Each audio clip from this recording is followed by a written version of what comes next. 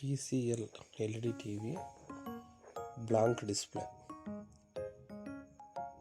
ಡಿಸ್ಪ್ಲೇಗೆ ಒಂದು ಕಡೆ ಸ್ಟಿಪ್ ತೆಗೆದ್ರೆ ಫಿಲಮ್ ಬರುತ್ತೆ, ಆದರೆ ಇದರಲ್ಲಿ ಎರಡು ಕಡೆಯೂ ಡೆಡ್ ಇದೆ. ಈಗ ಒಂದು ಸ್ಟಿಪ್ ತೆಗೆದು ಆನ್ ಮಾಡ್ತೀನಿ, ಡೆಡ್ ಕಂಡೀಷನ್ನೇ ಇರುತ್ತೆ.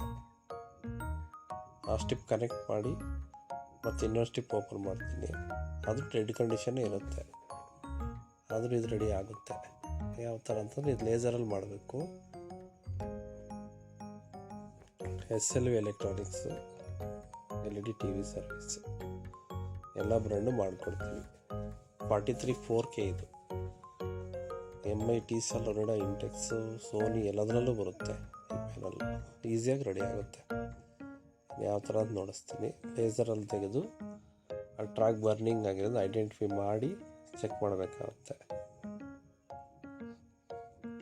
ಇದು ಟ್ರ್ಯಾಕ್, ಇದರಲ್ಲಿ ಬರ್ನಿಂಗ್ ಇರುತ್ತೆ.